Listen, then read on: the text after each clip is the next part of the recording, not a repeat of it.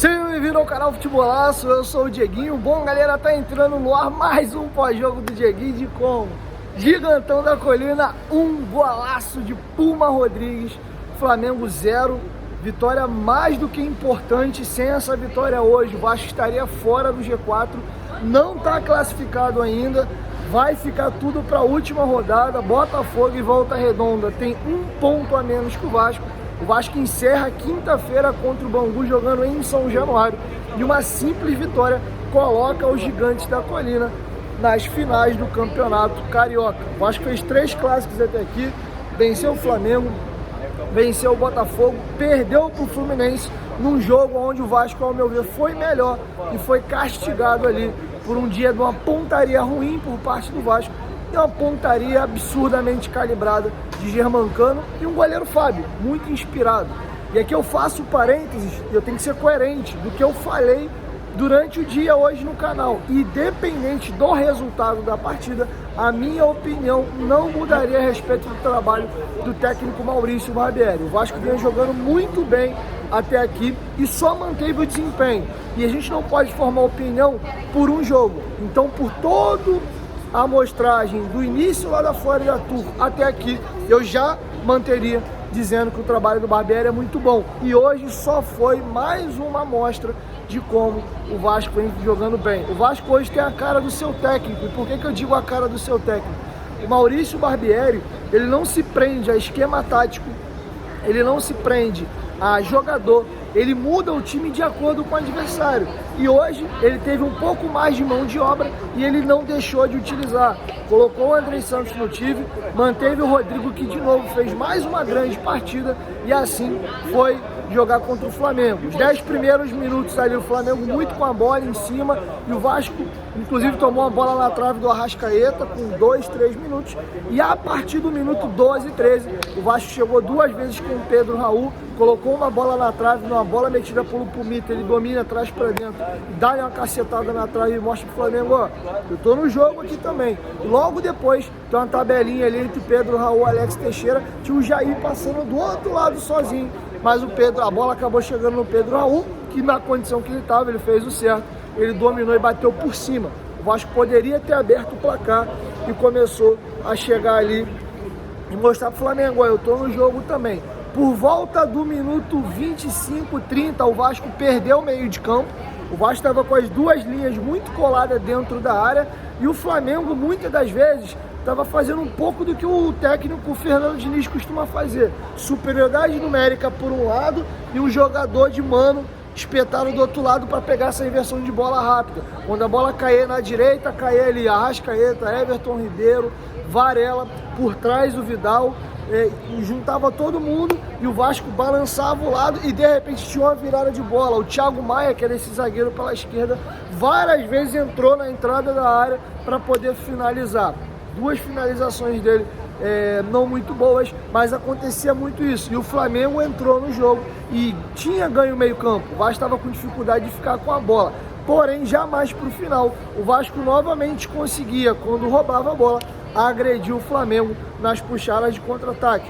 Faltou um pouco mais de capricho, o Peck ser um pouco mais decisivo nas jogadas que ele teve oportunidade. O Puma Rodrigues faz um baita de um golaço, e se eu disse que o gol do Germancano foi o gol mais bonito que eu vi em loco no estádio, eu já posso dizer que o gol do Puma Rodrigues, depois do gol do Germancano, é o segundo gol mais bonito que eu assisto em loco. Me lembra o gol do Pavard na Copa de 2018, se eu não me engano, da França contra a Argentina. A diferença é que a fatiada do Pavard foi no ângulo e a do Puma Rodrigues foi no cantinho, bem na bochecha da rede do goleiro Santos. O Flamengo rodou a área do Vasco. E aqui vai um parêntese, um jogador muito criticado, que a galera vinha pegando no pé, pô, aquele gol contra o Boa Vista, ele falhou, bateu roupa, pô, quero Ivan, muita gente falava quero Ivan, e o Léo Jardim, se existia desconfiança a respeito das atuações dele, hoje ele falou também, ó, eu tô aqui, confia, e ele estreou com a camisa 1, ele vinha jogando, não me lembro agora exatamente qual o número de camisa, mas o Thiago Rodrigues oficializou a sua saída do Vasco e acertou com vitória, e a camisa 1 ficou disponível. E hoje ele fez uma atuação digna de um grande camisa 1. Se o Vasco teve o mérito de fazer uma boa partida hoje e ser não digo nem que tão decisivo nas oportunidades, porque o Vasco também desperdiçou muitas oportunidades hoje, e é uma crítica que eu vou fazer da segunda etapa. O Léo Jardim foi fundamental. O Andrei muito bem no meio, principalmente na segunda etapa, roubando algumas bolas decisivas e puxando contra-ataques para o Vasco, mas o jogador para mim de meio de campo no que tange ao sistema defensivo, que foi linear e tá jogando muito, é o Rodrigo, cara. Que partida do Rodrigo. Rodrigo é um menino de 20 anos de idade, estourou a idade de sub-20, demorou para subir o profissional. Tive uma entrevista, inclusive, exclusiva com ele no CT na quinta-feira. Até perguntei se ficou chateado, estava sentindo que, de repente, estava passando a hora. Ele até falou, pô, eu acho que eu subi na hora certa, mas o próprio pai dele deu uma entrevista de que ele estava chateado, que estava vendo os amigos subir e ele não. Mas o Rodrigo tá com uma maturidade, assim, cara, incrível. Jogador que ele, quando tem a bola, ele faz o simples, ele pega a bola, já dá no zagueiro, vira a bola no lateral. E na marcação, cara, um leão, chega duro, chega firme. Então acho que o Rodrigo é uma peça confiável. Fala-se muito em contratar um primeiro volante de mais nome, um camisa 10, um ponto esquerda, mas eu acho que algumas peças caseiras, e foi a pergunta que eu fiz hoje, foi mais uma afirmação do que propriamente uma pergunta minha para o Maurício Barbieri na coletiva. Os meninos estão dando muito conta do recado. Quando vira o ano, alguns jogadores queimados como Gabriel Peck, Miranda, o próprio Figueiredo acabou o ano bem, teve machucado agora, mas volta bem. O Eric Marcos é um jogador desconhecido do time de cima, tem entrado muito bem. Os meninos perderam a pressão, cara, os meninos perderam o peso. E hoje o Vasco tem um time com mais qualidade, que facilitam a entrada desses garotos na equipe, e ao mesmo tempo eles não têm mais aquele peso de eles serem a solução, a salvação da lavoura, como diz o jargão popular. E o Rodrigo, um grande jogo, com personalidade, teve uma bola que ele domina, tem um lateral passando, ele finge que vai dá o tapa no meio dos dois jogadores do Flamengo, arranca, sofre uma falta, então a virada de bola dele de 3 dedos bonito. Rodrigo tá tranquilo, cara, tranquilo. Foi substituído hoje, mas tá bem.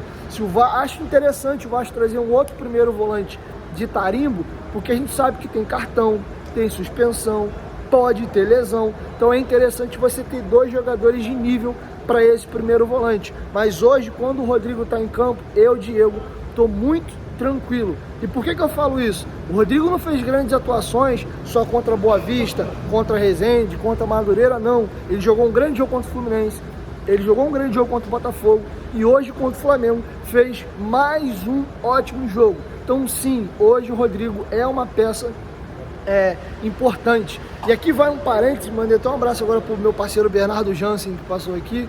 Foi muito legal interagir com alguns amigos meus que tem canais de Flamengo. Conversei muito com o Paparazzo Rubro-Negro, Júlio Miguel Neto, eu e o Paparazzo, o Flazoeira, se provocamos um pouco, ficamos brincando antes da bola rolar. E eu bati um papo bem legal com eles depois do jogo aqui, e foi unânime, cara. Hoje era um jogo pro Vasco ter feito 3, 4, o Vasco jogou muito bem. E aquilo que a gente via por parte da imprensa, por parte dos próprios torcedores, isso começa a espalhar. Hoje os adversários já começam a ver o Vasco com outros olhos. Até falei com o Flazoeiro, eu falei, vocês têm a mania de achar que tem um rei na barriga. O Flamengo continua sendo melhor do que o Vasco em termos de time titular, em termos de elenco. Porém, hoje, quando for jogar Vasco e Flamengo, dá jogo. São 3 resultados possíveis no futebol: vitória, empate e derrota. E hoje eu vou jogar contra o Flamengo sabendo que eu vou competir. Eu não sei se eu vou ganhar, se eu vou perder ou se eu vou empatar. Mas eu sei que o Vasco vai ter um jogo digno, que ele vai perder quando perder, com honra, lutando, brigando, tendo condição de ganhar, e vai conseguir vencer. É uma vergonha, nos últimos 6 anos vai chegar o Flamengo uma vez. Nos últimos 20 e tantos jogos tinham sido 3 vitórias. E esse ano o Vasco vinha de 9 derrotas consecutivas em clássico.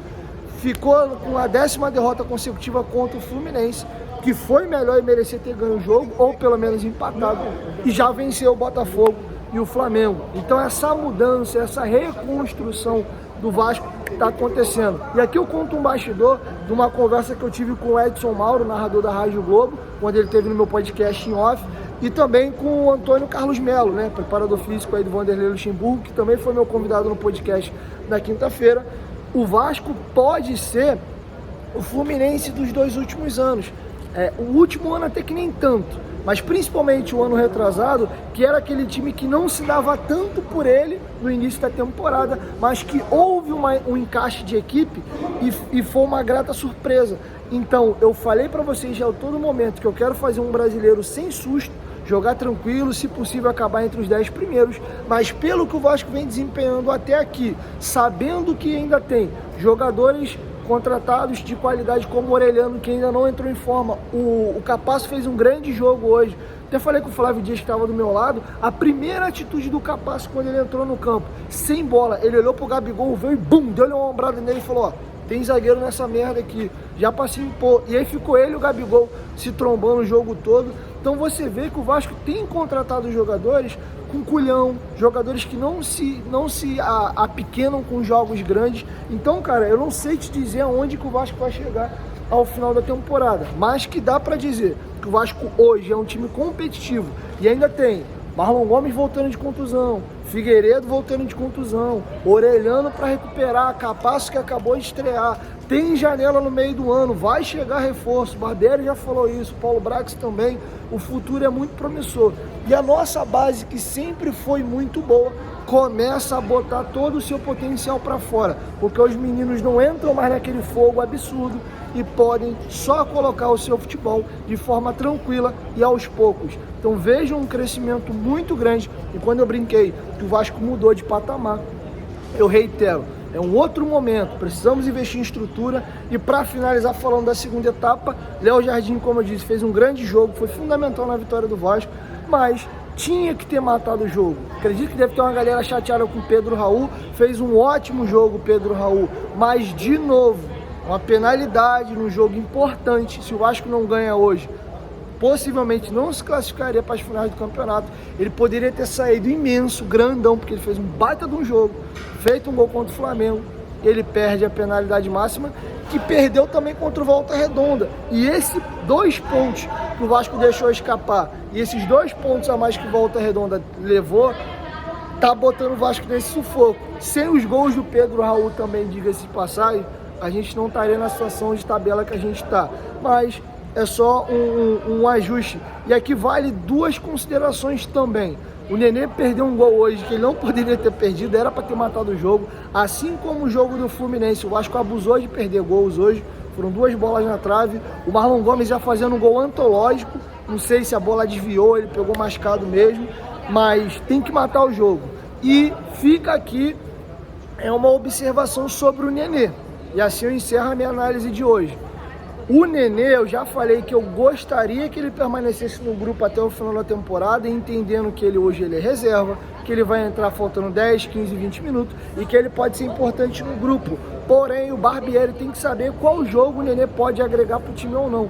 Por exemplo, hoje era visível que na intensidade e a força e a juventude que tem o time do Flamengo, o Nenê, muitas das vezes, principalmente na hora de ter que marcar, recompor, era quase menos um. O Gerson driblava o Nenê, parecia que ele estava driblando um cone. Então, assim, é importante a gente pontuar essas coisas.